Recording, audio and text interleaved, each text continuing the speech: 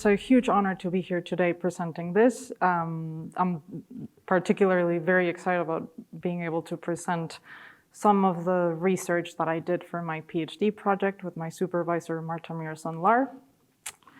And I thought I would start by giving you a little bit of context about how this project came to be. I had done my master's thesis on Paranthropus teeth, so by the time I met Richard Leakey, I had developed a healthy Paranthropus obsession, and I also was very ready to look at something other than teeth. And it was through many conversations with Richard and Meave and Marta and Rob that the research questions that we wanted to ask really started to take shape. And that the inspiration for this project really came to be. I'll also say that Richard made sure that he let us know in every conversation that all of the results coming out of this new analysis were things that he had known all along from 72. And I think in many cases he was absolutely right.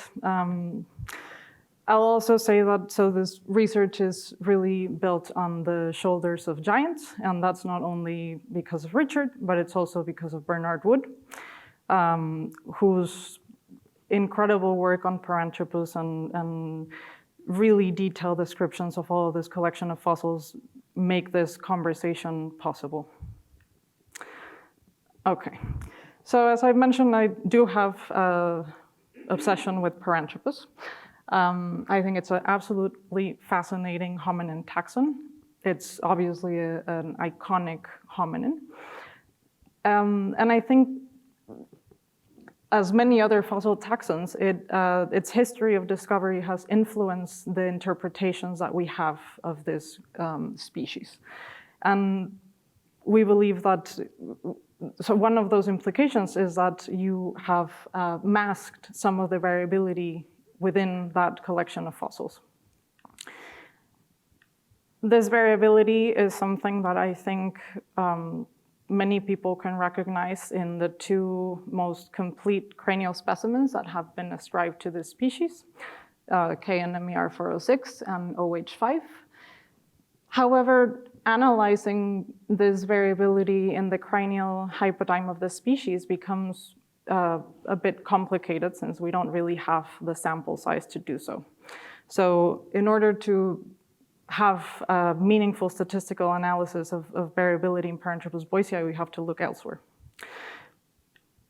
So we decided to look at the mandibular hypodyme of Paranthropus boisei. And this hypodyme is, on the one hand, large. It's a large collection of fossils. I think it is the largest mandibular collection of fossils assigned to a single hominin, though I'm not sure if Naledi has changed that. And on the other hand, it's a hypodyme that contains high levels of polymorphism. And so you have the coexistence of very large mandibular corpus and relatively smaller mandibular corpus, as seen here. So there's been many hypotheses and explanations to try to understand what's going on in this collection of fossils.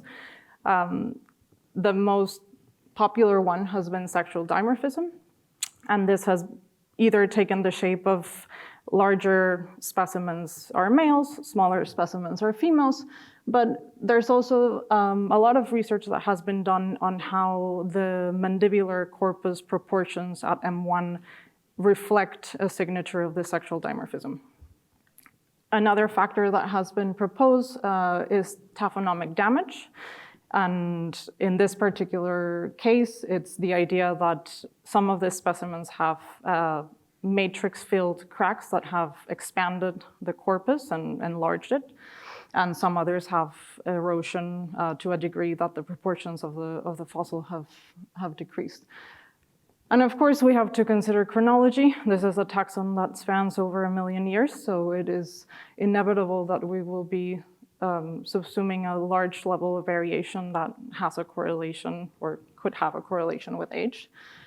And then, of course, there's the elephant in the room, which is taxonomic heterogeneity. And this is just simply the idea that we might have a mix of taxons within this collection of fossils.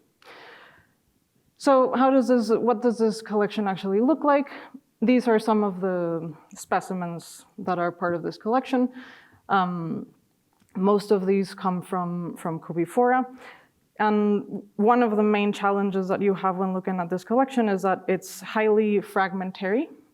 So in order to make an analysis where we could compare specimens between them, we had to standardize certain things. So we chose to focus on the right side of the mandibular corpus. So we mirrored the things that had to be mirrored. And then we also did standardized virtual reconstructions where it was reasonable to do so filling cracks, things like that. And then we wanted to maximize both the number of fossil specimens that we could include in the analysis, but also the amount of morphology that we were going to be looking into. So we chose the section from M2 to P4 of the right side of the corpus, which also includes the proportion of M1 that is, we think, has a signature of sexual dimorphism. So we included a total of 21 Boise specimens, and parallel to that, we also built a comparative sample library using 6 species of extant hominoids, including modern humans, all from collections that were sexed. Okay, and we wanted to look at shape. We wanted to do a geometric morphometric analysis, and we designed a very dense landmark atlas that included fixed landmarks, surface landmarks, and curved equidistant landmarks. And we followed a pretty straightforward GMM workflow with landmark placement, patching and sliding, and general procrustes analysis. Okay, then we wanted to look at how we could actually evaluate this hypothesis and these factors that had been suggested before as explanations. So for taphonomical variable, we used Bernard Wood's 1991 variable where he classifies specimens based on their level of erosion and the level of matrix filled cracks. For taxonomic heterogeneity, we looked at Colin Grove's 1989 work where he proposes that there are 2 taxons contained within this hypodyne, a large-toothed taxon and a small-toothed taxon.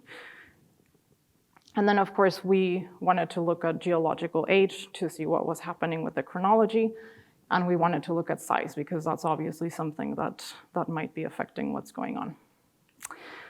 For our sexual dimorphism, things got a bit trickier because we analyzed how sexual dimorphism actually looked like between closely related species of extant hominoids.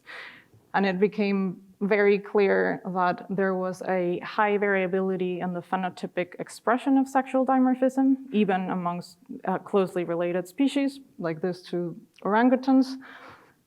And so that obviously creates a problem, because that means that there is no single best analog to contextualize a fossil species.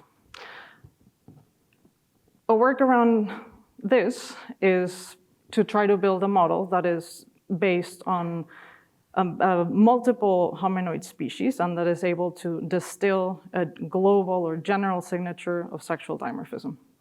So how do you test if that model actually works? Well, you take out a species, you don't let the model see that, and then you test the accuracy of the model with a species I had not seen before. So we built several linear models using this approach, and linear models really didn't do that well at all, I should say. All of these validations had really, really low accuracy, so they weren't really doing well at predicting a species that it had not been trained with. So we turned to machine learning, as everybody does these days, and built a neural network that was trained, again, with a multiple species approach and leaving one species out. And after multiple rounds of training and optimization, we acquired really, really high accuracies for unseen species. And indeed, we were able to retrieve a general signature of global dimorphism in hominoids. And when we ask the model to predict what's going on with Paranthropus boisei, we get some, I think, very interesting results. And I think what's interesting is that many of these predictions actually match previous assessments that had been done before. And we only actually have 3 that don't match that. So this was the way of building a way of controlling for sexual dimorphism and for testing if that was affecting the structure of the variability. But how does that variability actually look like? So we contextualize that variability against all of the comparative sample of extant hominoids. And some interesting things happen. So it turns out that size, at least measured in centroid size, in this section of the mandible, is not as variable in Paranthropus as it is in orangutans. But when you look at shape and you look at Procrustes variances, Paranthropus boisei emerges as a significantly variable taxon in comparison to other hominids. So when we actually take those Procrustes distances and that shape variability and we map it out in a dendrogram and do a hierarchical clustering analysis of that shape, we get something like this, which is just a visual representation of who looks more like who and who does not look like who. And you have a heat map of the first principal components just to give you an idea of how that's dispersed. So once we had our dendrogram and had this idea of who was more similar to who, we wanted to see if we could actually statistically recognize clusterings and groups within that structure. And so we ran an average silhouette analysis, which basically looks at the cohesion of clusters based on distance. And we get an optimal number of 2 clusters contained within this structure. We validated that using a gap statistic, which looks at the dispersion and looks at the intra-cluster sum of square errors. And we get an identical result with 2 clusters that are identical to the average silhouette. And how do those clusters actually look like in terms of our little piece of mandible? Something like this. So these are hypothetical shapes or average shapes for each cluster. And several things really become very notable. So there's a significant differences in the breadth of the mandibles, in the shape and size of the extramolar sulcus. And then there's also differences in the buccolingual and mesiodistal diameters of this teeth. When we saw this, we thought we need to go back to the fossils and see if there was something outside of this piece of mandible from M2 to P4 that we had not seen, and if there was a pattern that was also there.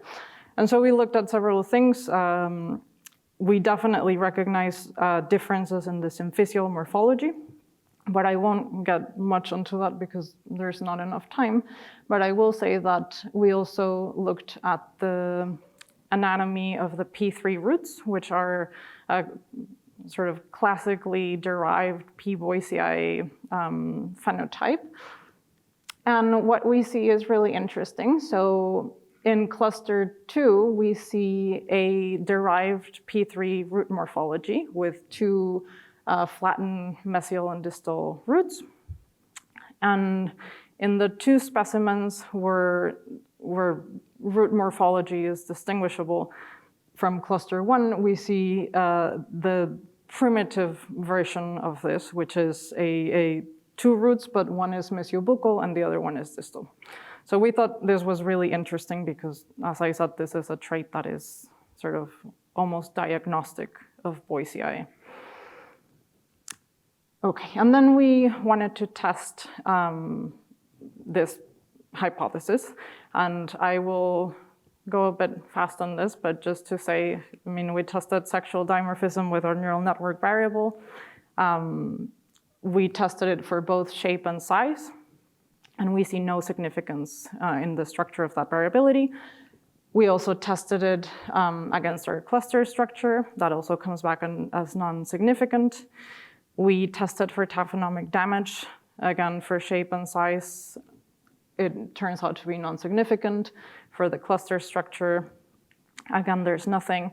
And then we looked at chronological variation and the possibility that there were some trends happening with the shape. When we look at the sample as a whole, it turns out that this relationship is not significant. However, when we run the same analysis for the individual clusters, trends emerge. So we have two clusters that have a high significance with variability in time. Okay. And then we wanted to evaluate how Grove's hypothesis matched up with our cluster structure.